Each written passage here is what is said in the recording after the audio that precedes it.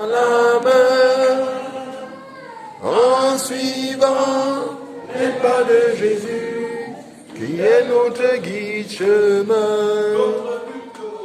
Notre but, c'est d'annoncer le message de Jésus dans le monde entier, par la grâce de Dieu. Nous allons triompher. À la Chine, nous travaillons tous unis, la main dans la main. Recherche la justice, la foi, la charité et la paix, avec ceux qui invoquent le Seigneur d'un cœur pur. La société de jeunesse ici est en train d'organiser sa cérémonie d'inscription. Il y a des parents qui ont décidé d'inscrire leurs enfants à la China. Parce que dans Alachia, on travaille tous unis la main dans la main. Mais aussi parce que l'apôtre Paul donne le conseil de rechercher la justice, la foi, la charité, la paix, avec ce qui invoque le Seigneur d'un cœur pur. C'est à Alachia, c'est à l'église qu'on doit rechercher. C'est à l'église qu'on doit chercher la justice, la foi, la charité, la paix. À l'église, pas dehors. N'allez pas inscrire vos enfants dans des clubs qui n'ont rien à voir avec Dieu. Si vous ne voulez pas que Dieu éduque vos enfants, ils seront éduqués par les hommes du dehors. Et les hommes du dehors leur donneront une éducation qui va vous dépasser à la maison.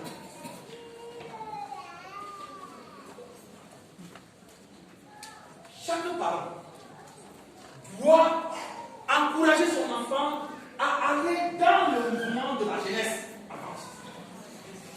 Vous savez, personnellement, moi j'ai un problème. Je ne connais pas ce qu'on appelle réunion, association, machin, tout ça. C'est une déformation que j'ai eue parce que j'ai passé toute ma vie à l'église. Vous voulez m'amener dans une réunion, on est à l'église. Moi, c'est ma réunion là-bas. Il faut que nos enfants s'habituent aux choses d'en haut, qu'ils s'habituent à l'église, qu'ils soient formés à l'église et non à l'extérieur. Vous connaissez que le dehors est mauvais. Chers parents, le dehors est mauvais ou il est bon? Hein? Il est très mauvais. Alors, lorsque le dehors est mauvais, il faut aller où? À l'église. Le problème avec nous, c'est que nous savons tous que ce n'est pas bon dehors, mais nous continuons à amener nos enfants là où ce n'est pas bon. Quels sont les objectifs? Dieu seul le sait. Mais aujourd'hui, il est important que nous encouragions nos enfants à aller à l'église, à aller dans les mouvements de l'église, à que nous-mêmes, nous fassions partie de ces mouvements pour que nous puissions encadrer nos enfants. Moi, j'ai aimé la présentation tout à l'heure. Je voudrais même dire que nous avons accusé beaucoup de retard au Cameroun.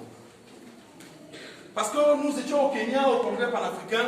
Vous voyez les mamans du MINFEM, elles étaient là-bas, en tenue des ambassadeurs, en tenue de la jeunesse adulte. On a accusé beaucoup de retard dans ce programme. Ce n'est pas un programme qui concerne uniquement les chefs guides. Je suis désolé de le dire. C'est un programme qui concerne tous les aînés de l'Église. Parce que ce n'est plus un programme où on oblige aux aînés à marquer le pas gauche, droite, à grimper sur les... Qu'est-ce que moi-même, mon ventre ne me permet même plus de monter, de grimper sur les cocotiers ou je ne sais pas quoi. C'est les jeunes gens, les explorateurs, qui savent grimper. Mais quand on a déjà un certain âge, on doit faire des programmes, on doit suivre des programmes de leadership qui nous permettront d'être des leaders à l'église, mais aussi des leaders dans la vie sociale. À influencer les autres par notre comportement. C'est de ça qu'il s'agit. Il ne s'agit pas de laisser les enfants aller seuls dans les mouvements de jeunesse, mais d'aller nous-mêmes aussi. Maman Mimi fait, spécialiste de l'OA et indépendant, parce qu'il y a les indépendants à l'église. A dit que le gars il vient là, Il s'assoit, il y a que s'assoit, et rentre. Il n'est dans aucun programme, aucun mouvement de l'église. La vérité, c'est que si vous n'êtes pas dans un mouvement de l'église, vous êtes dans les mouvements dehors. Et vous servez en même temps Dieu et maman. En même temps Dieu et Satan. Non, mes frères et mes sœurs, il est important que nous nous accrochions à ce qui est saint, à ce qui est bien, à ce qui permet de rechercher la justice, la foi, la charité, la paix. Quand nous étions plus jeunes, on avait une réunion. On s'était créé une réunion au village. On appelait les Bota les excès. Les Bota les excès, je veux vous raconter. Je vous appelle. Les Bota les excès. En fait, vous savez, moi je suis de Grand Batanga. Et puis à Grand Batanga, il y a 3 églises. Il y a l'église adventiste, il y a l'église catholique et il y a l'église protestante. Le village est très religieux. C'est-à-dire que chacun prenait son couloir, de génération en génération. Et à l'époque même, au temps de nos grands-parents, même un adventiste ne pouvait pas aller épouser une fille chez les catholiques. Ou chez les protestants, je ne sais pas. C'était comme ça chez nous. Et puis nous, puisque nous marchions toujours ensemble, on a dit on va créer les Bota. Enfin, c'était une façon de parler, on était des enfants. Ce qu'on faisait, c'est que chaque sabbat, on ne rentrait pas à midi, lorsque le culte est fini, on ne rentrait pas chacun chez soi. On s'entendait pour qu'on aille chez un de nos camarades de la JA. Et chacun d'entre nous venait à l'église avec son plat de nourriture. Chacun venait avec son plat de nourriture à l'église. Et on se regroupait au sortir du culte chez un de nos éléments. Bon, disons le club des explorateurs, nous n'étions pas très nombreux. Mais ce qu'on faisait, c'est qu'on partait. Chacun ça va. Si c'est elle qui nous a reçus, on recevait en parenthèse parce qu'il n'avait rien à nous donner. Lui, il avait aussi son plat de nourriture. Nous, on avait les plats de nourriture que nos parents nous avaient donnés. On se retrouvait là. Après avoir mangé, on rentrait à la réunion JA. Après la réunion JA, on se promenait. Je vous assure, les jeunes des églises de l'église catholique ont constaté que nous étions soudés et unis. Je vous dis la vérité. Amen. Ils ont constaté que nous étions soudés et unis. Et ils ont commencé à nous suivre. Je vous dis la vérité. Les Bota les excès, c'est ce qu'on appelle ça. En fait, on ne mangeait pas grand chose là-bas, mais c'était comme si on mangeait vraiment quelque chose d'extraordinaire parce qu'on partageait le repas que vous partagez. Nos grands-parents le faisaient. Alors, lorsqu'on s'asseyait au niveau de la case à l'arbre, et puis les mamans apportaient les nourritures, les parents mangeaient ensemble. J'ai vécu ça il y a quelques années dans une église, dans une branche qu'on a créée, qu'on appelait Ngo. Parce que moi je suis de l'église de Décan. On a créé une branche là-bas. C'est encore là-bas que j'ai vu ça. Les gens apportent, on met le couscous dans une bassine comme ça. On met la sauce dans une assiette. Tout le monde trempe la main dans la bassine.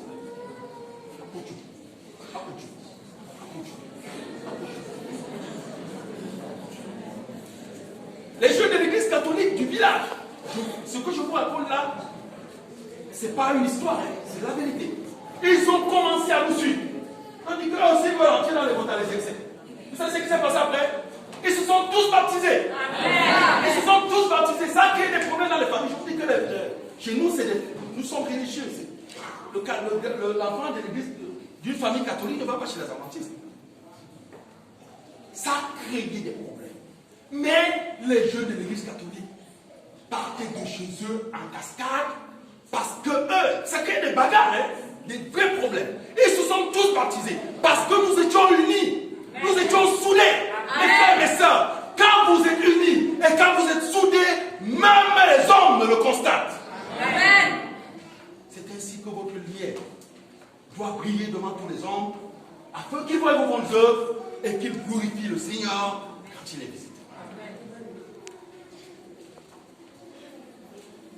Nous ne pourrons pas être forts si nous ne sommes pas unis. Les autres disent qu'une main n'attache pas le. On ne peut pas être fort si on n'est pas unis.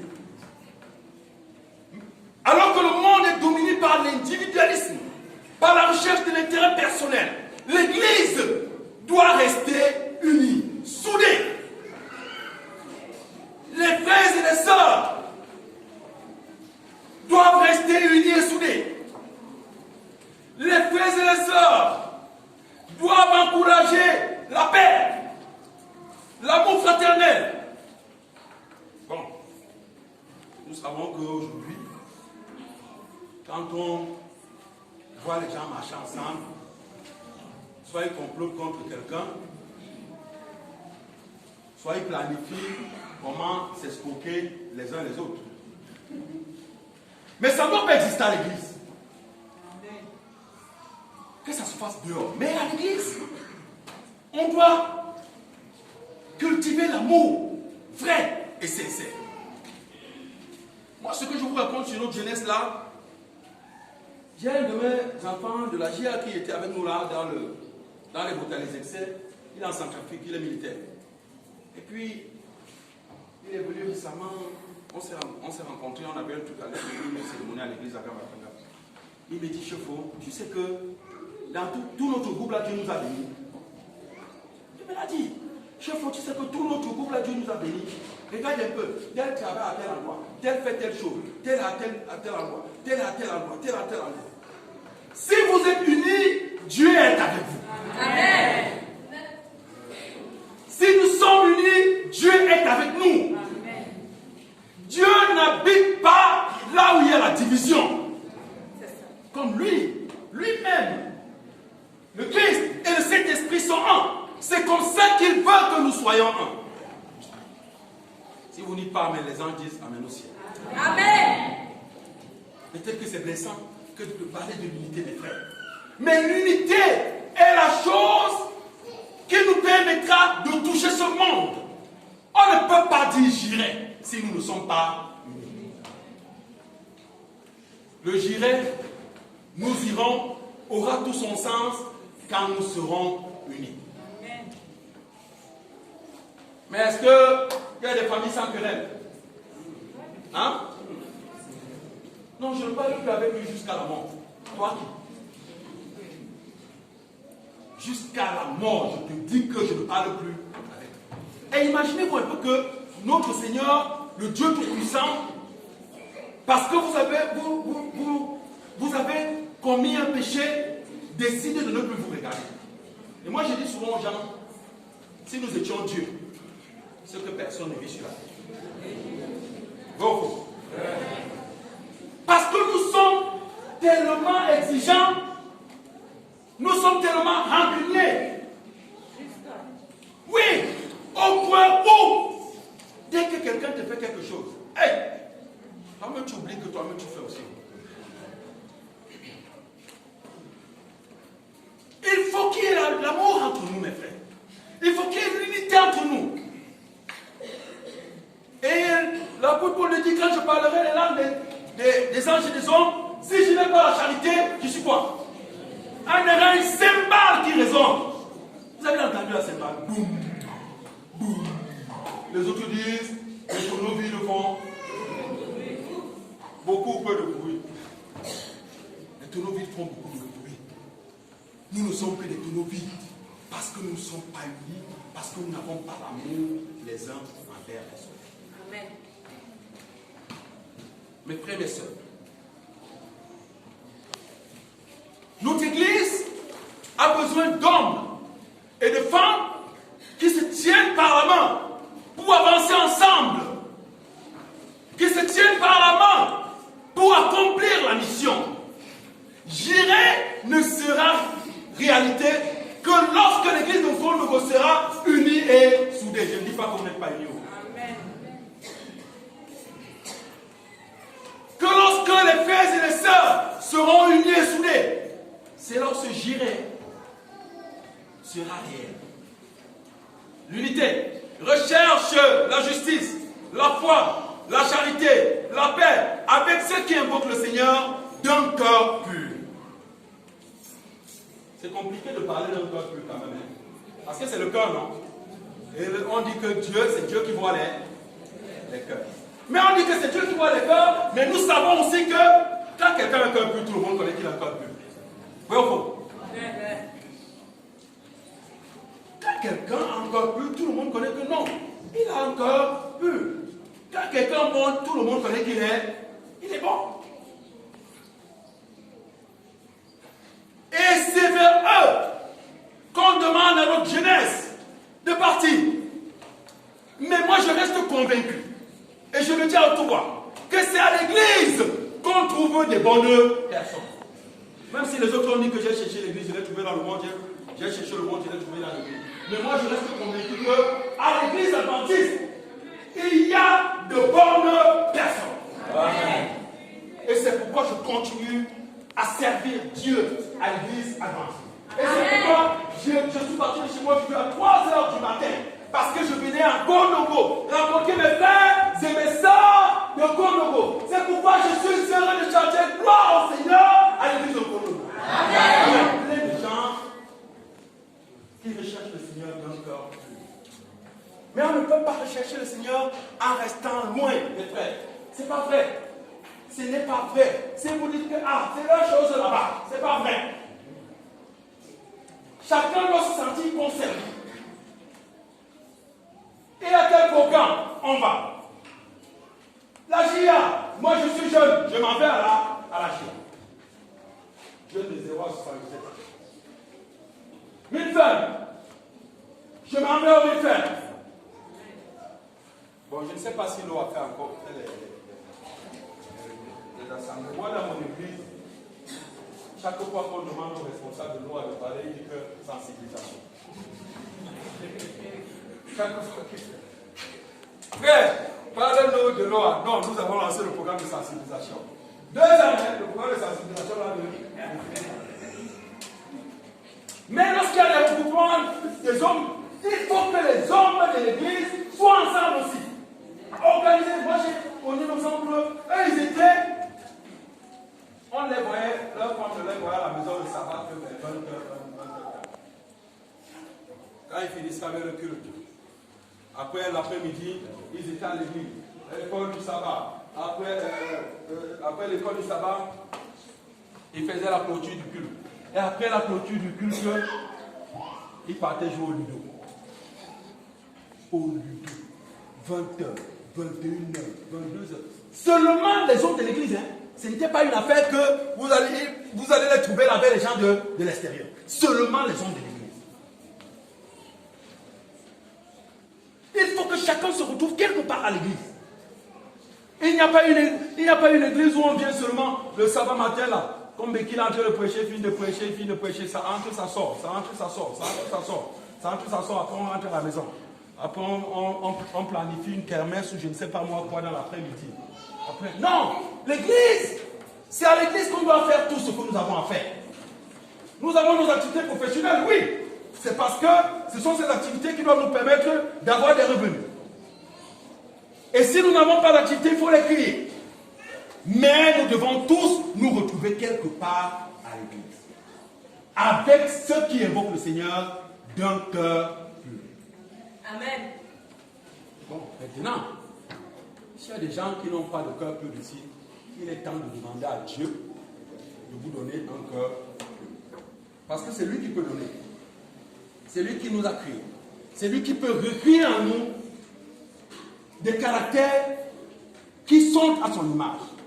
Qui attireront les gens vers nous, qui attireront les gens vers Dieu. Nous allons terminer ce matin avec le texte de Philippiens chapitre 2, verset 1. Il a été lu tout à l'heure. Est-ce que quelqu'un peut nous le lire? Philippiens chapitre 2, verset 1. Il est écrit. Oui. Si donc il y a quelque consolation en Christ, s'il y a quelque soulagement dans la charité, s'il y a quelques unions d'esprit, s'il y a quelque compassion et quelque miséricorde, rendez ma joie parfaite, ayant un même sentiment, un même amour, une même âme, une même pensée. Rendez ma joie comment? En faisant quoi? ayant un même sentiment. On a dit qu'il faut avoir deux sentiments. Un même amour, une même âme et une même pensée. Voilà ce à quoi nous sommes appelés pour remplir la mission. Pour que la mission soit remplie, il faut que nous ayons tous quoi? Il faut que nous ayons tous quoi? Moi je ne sais pas comment vous dire. Je n'ai pas vécu. Que nous ayons tous quoi? Que nous ayons tous quoi? Que nous ayons tous quoi? Et que nous ayons tous quoi? Mes frères et mes sœurs, il est temps d'avoir un même sentiment, un même amour, une même âme et une même pensée. Afin que nous remplissions, nous accomplissions sa volonté, que nous remplissions cette mission qui nous est confiée. Afin que Jésus-Christ revienne bientôt. Amen. Que l'Éternel vous bénisse et qu'il bénisse sa parole. Amen.